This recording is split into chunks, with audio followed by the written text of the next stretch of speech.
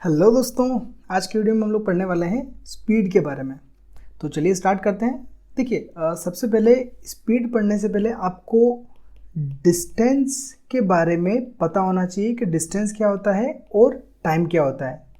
हम टाइम के बारे में ऑलरेडी जानते हैं कि टाइम क्या होता है, कितना टाइम लगता है, 5 मिनट, 10 मिनट, 1 सेकेंड। टाइम को हम बहुत अच्छे से जानते हैं और डिस्टेंस भी मैं आपको पहले वाले वीडियो में बता चुका हूँ। अगर आपने वो वाला वीडियो नहीं देखा है तो इससे पहले वाला वीडियो देख लीजिएगा, लिंक आपको डिस्क्रिप्शन में मिल जाएगा। अगर आपको डिस्टेंस क्लियरली समझ में आ गया तो स्पीड को समझने में बिल्कुल भी प्रॉब्लम नहीं होगी। देखिए, दो चीज़ें अब अपने पास में, डिस्टेंस और टाइम। अगर हम स्पीड को समझना चाहते हैं तो मान लीजिए कि आपके पास में एक डिस्टेंस है, लेट्स से 10 किलोमीटर, है ना। 10 किलोमीटर का आपके पास में डिस्टेंस है। इसको मैं थोड़ा अच्छा लिख देता हूँ। मान लीजिए 10 किलोमीटर का डिस्टेंस है। इस 10 किलोमीटर को आपने 5 मिनट में कवर किया, है ना। ध्यान से समझिएगा कि जो 10 किलोमीटर का डिस्टेंस है, उस 10 किलोमीटर के डिस्टेंस को आपने कितनी देर में कवर किया? 5 मिनट में कवर किया। तो आपकी स्पीड कितनी हो गई? 5 मिनट में आपने 10 किलोमीटर का डिस्टेंस कवर किया, तो आपकी स्पीड कितनी हो गई? 10 किलोमीटर पर 5 मिनट्स। मतलब हर एक 5 मिनट में आप कितना कवर कर रहे हो? 10 किलोमीटर। जनरली हम लोग डिस्टेंस को मिनट वगैरह में रिप्रेजेंट नहीं करते हैं, हम लोग या तो किलोमीटर पर आवर में बताते हैं या फिर मीटर पर सेकंड में बताते हैं। ये मैंने आपको सिर्फ एक एग्जांपल देने के तौर पर समझाया था। जैसे अब अगर अपन एक प्रैक्टिकली बात करें तो जनरली हम लोग जब भी कोई गाड़ी वगैरह चलाते हैं, कोई बाइक हो गई या कार हो गई, तो हम क्या करते हैं? अपनी स्पीड बताते हैं। जैसे कि आप कभी कभी बोलते होगे कि 60 किलोमीटर पर आवर पे मेरी गाड़ी चल रही है, या अगर कोई हाईवे है तो हाईवे पे क्या होता है, 90 किलोमीटर पर आवर की स्पीड्स पे भी आपकी गाड़ियाँ चलती है। तो 60 kilometre per hour, 90 kilometre per hour, ये होता क्या है? देखिए, अगर हम लोग बात करते हैं 60 किलोमीटर पर आवर का मतलब क्या होता है? उसके अपोन में आएगा। तो देखिए, 60 किलोमीटर चल रहे हो आप कितनी देर में? पर आवर, मतलब कि 1 आवर के अंदर। इट मीन्स अगर आपकी गाड़ी की स्पीड रहती है 60 किलोमीटर पर आवर और अगर आप 1 आवर तक उसी स्पीड से गाड़ी को चलाते हो, तो 1 घंटे बाद आप कितने डिस्टेंस कवर कर लोगे? आप कवर करोगे 60 किलोमीटर। ये मतलब होता है आपकी स्पीड का। तो जब भी अगर आपकी कोई पर्टिकुलर गाड़ी की स्पीड है, मान लीजिए 90 किलोमीटर पर आवर है, तो 90 किलोमीटर पर आवर का मतलब क्या हुआ कि अगर 1 घंटे तक आपने कंटिन्यूसली 90 की स्पीड पे ही गाड़ी चलाई, तो आप 1 घंटे बाद कितना डिस्टेंस कवर कर लेंगे? 90 किलोमीटर का डिस्टेंस कवर कर लेंगे। और 2 घंटे में कितना करेंगे? 180 किलोमीटर का। बट कंडीशन ये है कि कंटिन्यूसली आपकी गाड़ी की स्पीड 90 ही होनी चाहिए। 90 से 89 भी नहीं और 90 से 91 भी नहीं। करेक्ट? कंटिन्यूसली आपकी 2 घंटे तक लगातार आपकी ये स्पीड रहेगी, तो आप जाके 2 घंटे में कितना कवर कर लोगे? 180 किलोमीटर कवर कर लोगे। तो ये तो हमने क्या करा, स्पीड को इस तरीके से समझ लिया। तो जब भी अगर हमें कभी कहीं पे जाना होता है, मान के चलिए कि अगर आपको 400 किलोमीटर का डिस्टेंस कवर करना है ना, और आप मान लीजिए कि बाइक से जा रहे हैं, तो आप क्या करते हो कि एक टाइम कैलकुलेट कर लेते हो कि यार 400 किलोमीटर का डिस्टेंस मुझे कवर करना है, तो मुझे कितनी स्पीड से गाड़ी चलानी चाहिए। मान के चलिए कि अगर आपको 10 घंटे में पहुंचना है, 10 आवर्स के अंदर आपको 400 किलोमीटर का कवर करना है, तो आपको आपकी गाड़ी की स्पीड कितनी रखनी पड़ेगी?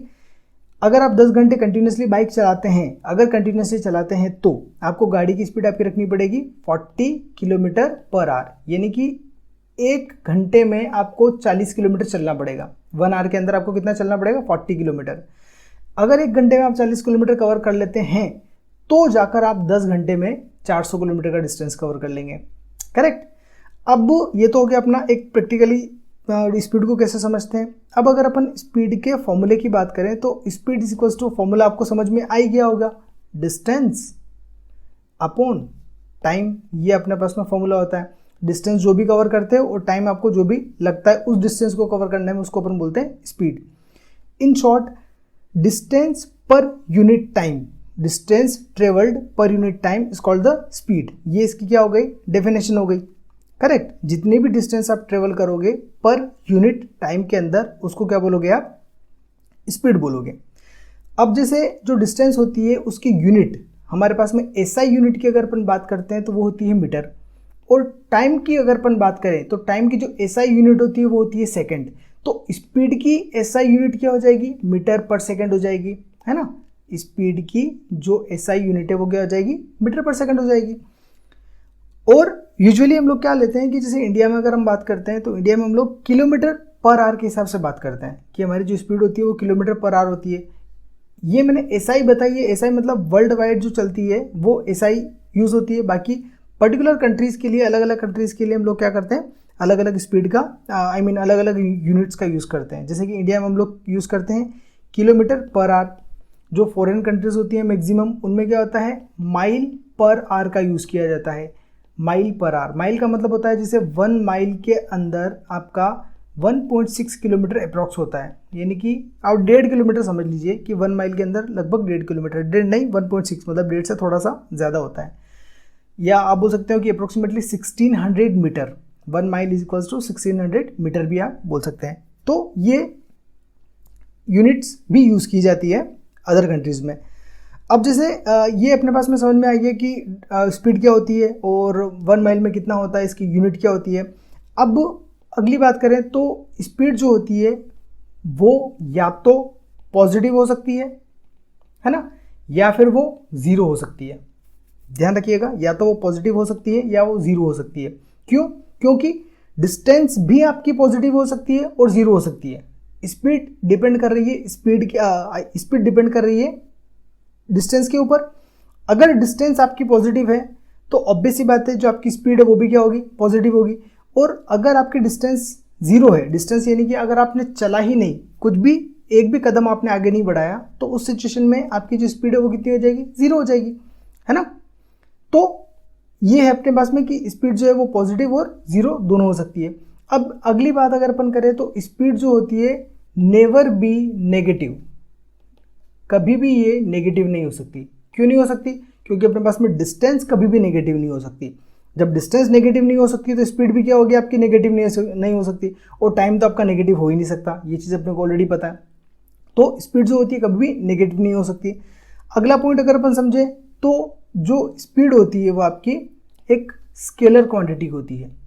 स्केलर क्वांटिटी का मतलब क्या होता है, जिसके अंदर आपको डायरेक्शन की ज़रूरत नहीं पड़े, मतलब आपको उस क्वांटिटी को बताने के लिए डायरेक्शन की नीड नहीं हो, सिर्फ और सिर्फ आपको उसका मैग्नीट्यूड बताना पड़े। मैग्नीट्यूड मतलब जैसे कि स्पीड अगर आपने बोली कि मान लीजिए 50 किलोमीटर पर आवर, तो ये क्या हो गया आपका 50 तो हो गया एक न्यूमेरिकल नंबर, और किलोमीटर पर आवर क्या हो गया, यूनिट हो गई, है ना। तो आपने क्या करा, एक न्यूमेरिकल नंबर बताया, न्यूमेरिकल नंबर और यूनिट बताई, इन दोनों को मिला के ये क्या हो गया आपका मैग्नीट्यूड हो गया, है ना। इसमें आपने कहीं से कहीं तक कोई डायरेक्शन नहीं बताई। तो जब हम लोग डायरेक्शन नहीं बताते हैं तो ऐसी क्वांटिटीज़ को बोला जाता है स्केलर क्वांटिटीज़।